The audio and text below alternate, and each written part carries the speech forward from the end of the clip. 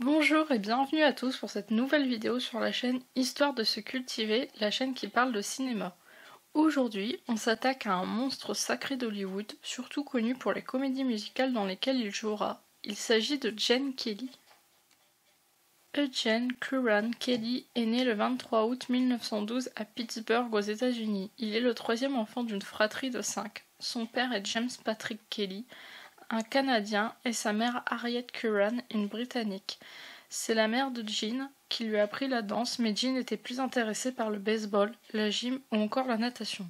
C'est tous ces sports qui donneront la carrure musclée à l'acteur, en différence avec celle de Fred Astaire par exemple.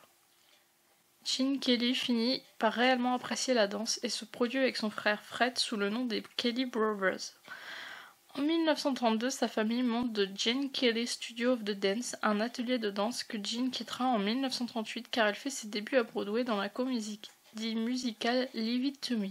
Il signera un contrat pour la MGM par la suite et c'est ainsi que sa carrière à Hollywood démarre. C'est ainsi qu'en 1942, Gene Kelly décroche son premier rôle au cinéma dans Pour moi et Mamie ou For Me and My Gal de Bubsy Berkeley. Dans ce film, Gene Kelly interprète Harry Palmer, un danseur qui monte un duo musical avec Joe Hayden, interprété par Judy Garland. Le duo a du mal à se faire connaître, mais finit par y arriver. Mais la Seconde Guerre mondiale arrivant, et le succès aussi, Harry va choisir le show business à la guerre, ce qu'il va regretter amèrement. Le film est un succès pour une première apparition de l'acteur au cinéma et reçoit beaucoup de critiques positives. C'est la première fois que le duo Kelly-Garland est réuni à l'écran et il fonctionne très bien. Le duo sera reformé plusieurs fois après ça. La MGM a alors réussi à placer son nouveau poulain dans un film à succès et Gene Kelly a pu montrer ses talents de danseur sur grand écran. En 1944, la MGM décide de prêter le jeune danseur à la Columbia pour le film La Reine de Broadway ou Cover Girl de Charles Vidor. En réalité, le film est là pour mettre en vedette Rita Hayworth pour ses talents de danseuse, et Gene Kelly est un danseur largement à la hauteur de l'actrice pour le rôle qui lui est proposé. Le film raconte l'histoire de Rusty Parker, donc interprété par Rita Hayworth, qui est fiancée à Danny McGuire, interprété par Gene Kelly, et fait partie de son spectacle. Apprenant par les autres filles de la troupe qu'un concours est organisé par le magazine Vanity pour trouver sa nouvelle égérie a lieu, Rusty s'y présente et le gagne. Danny, qui pensait que Rusty resterait toujours auprès de lui, devient jaloux que d'autres hommes se tournent vers elle et il a peur de la perdre. Le film est une comédie musicale d'amour qui tourne autour du couple qui se déchire et se rabiboche. Le duo Kelly et Worth est très bien ensemble. Tous deux de grande beauté sont bien assortis et sont capables de se suivre l'un et l'autre dans la chorégraphie à interpréter. Il s'agit là de la première collaboration entre Stanley Donen et Gene Kelly, même si Donen n'est pas crédité au générique, il a en partie chorégraphié certaines danses du film. C'est enfin en 1945 dans le film Escale à Hollywood ou Encore Away de George Sidney que Gene Kelly commence de plus en plus à se distinguer dans l'univers des comédies musicales. Dans ce film, Gene interprète Joseph Brady, un marin qui a un congé de 4 jours à Hollywood avec son ami Clarence Doolittle, interprété par Frank Sinatra. Joseph doit retrouver un amour à Hollywood alors que Clarence reste seul comme lors de toutes les permes qu'il a. Clarence demande alors à Joseph de l'aider à trouver une femme pour lui. C'est ce qu'il fera malgré lui en rencontrant Donald Martin, le neveu de Susan Abbott, dont Clarence tombe amoureux. Pour la séduire, il va lui promettre une audition de chant. Ainsi, les problèmes s'enchaînent pour Joseph qui se retrouve mêlé à une histoire compliquée qui s'étale sur 4 jours. Les séquences dansées sont dirigées par Gene Kelly qui a une totale liberté de ce dont il veut faire. Il impose d'ailleurs une scène de danse avec le personnage de Jerry, de Tom et Jerry, scène qui prendra une année entière à réaliser car il était dur d'incruster un personnage de dessin animé dans une scène réelle. À la base, Kelly voulait Mickey, mais Disney s'y opposa. Le film fut nominé pour plusieurs Oscars, dont meilleur film, meilleur acteur pour Gene Kelly, meilleure photographie, meilleure musique de film pour un film musical, meilleure chanson pour I Fall in Love Too Easily. Le film remporta l'Oscar de la meilleure photographie, ce qui est déjà une première dans la carrière de Gene.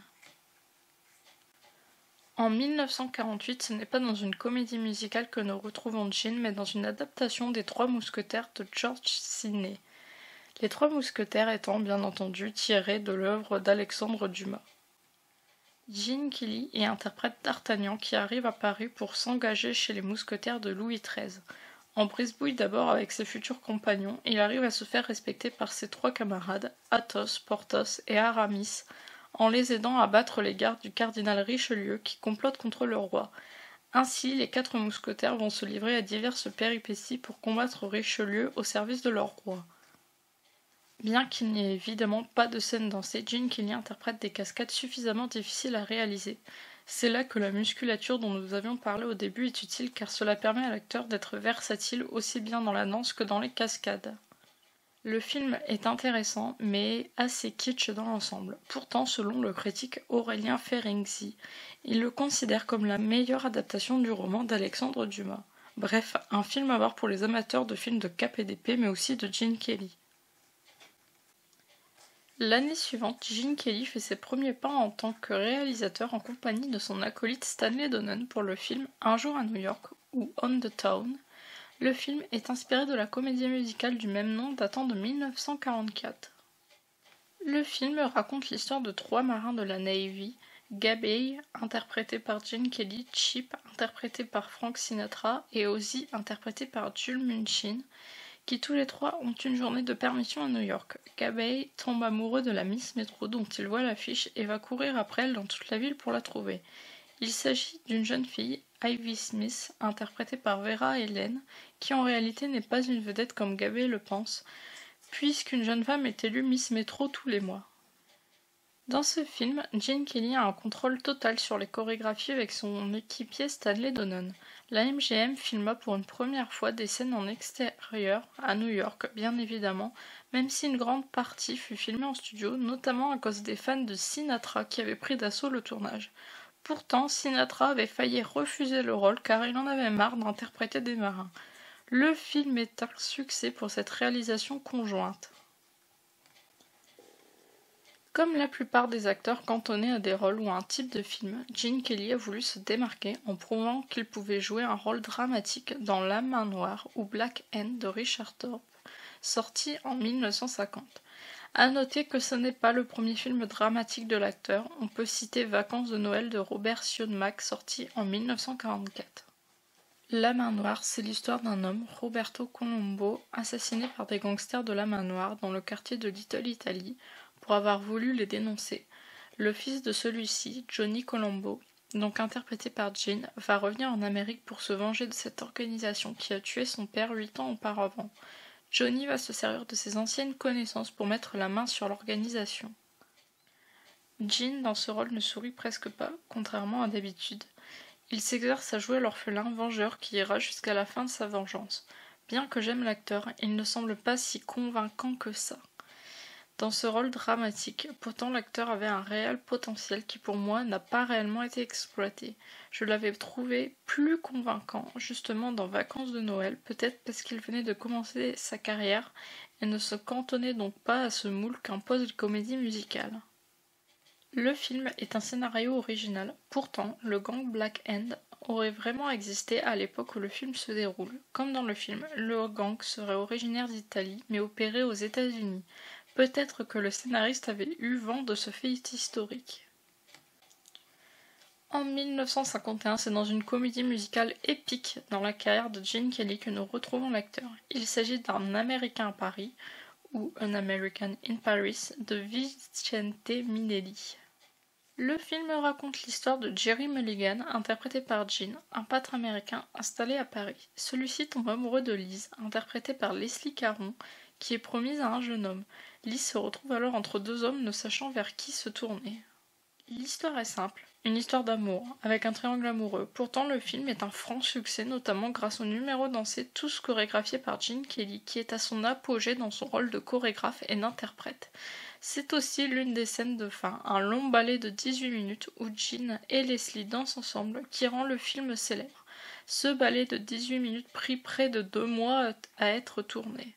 Le film est aussi un éloge à Paris, qui est le Paris vu par les Américains, donc pas celui d'aujourd'hui avec les poubelles plein les rues. Car dans les décors sont utilisés de nombreux lieux incontournables de la ville, comme les quais de Seine, les fontaines de la Concorde, l'Opéra Garnier et Montmartre. C'est d'ailleurs peut-être pour cet éloge à Paris que le film fut présenté en sélection officielle de Festival de Cannes en 1952. Par ailleurs, le film reçut une pléiade d'Oscars, celui du meilleur film, celui de la meilleure direction artistique, celui de la meilleure photographie pour un film en couleur, parce qu'à l'époque on différenciait les films en noir et blanc et en couleur pour cet Oscar-là, aussi celui de la meilleure création de costumes, le meilleur scénario original et enfin celui de la meilleure musique pour une comédie musicale. Mais le film qui fait que tout le monde connaisse au moins le nom de Gene Kelly en France, outre son rôle dans Les Demoiselles de Rochefort bien sûr, c'est bien entendu le fameux Chantons sous la pluie ou Singing in the Rain, sorti en 1952, réalisé par Stanley Donen et lui-même. Le film raconte l'histoire de Don Lockwood, interprété par Gene Kelly, une star du cinéma muet aux côtés de sa partenaire Lina Lamont, interprétée par Gene Hagen. Les deux acteurs en train de tourner un film sont dupés par la sortie du Chanteur de jazz, premier film parlant en 1927 qui va les obliger à transformer leur film en film parlant, sauf que si Don Lockwood réussit l'exercice, sa partenaire a une voix horrible et nasillarde qui ne passe pas à l'écran. Don Lockwood a alors l'idée de faire doubler sa partenaire par une jeune femme qu'il a rencontrée et dont il est tombé amoureux, Katie Selden, interprétée par Debbie Reynolds. Le film traite d'un des sujets les plus importants dans le cinéma, à savoir le passage du cinéma muet au cinéma parlant qui a mis beaucoup d'acteurs de côté, ne sachant pas jouer en parlant. Le film traite d'un sujet sérieux tout en restant drôle et bourré de numéros musicaux épiques, chorégraphiés une nouvelle fois par Gene Kelly.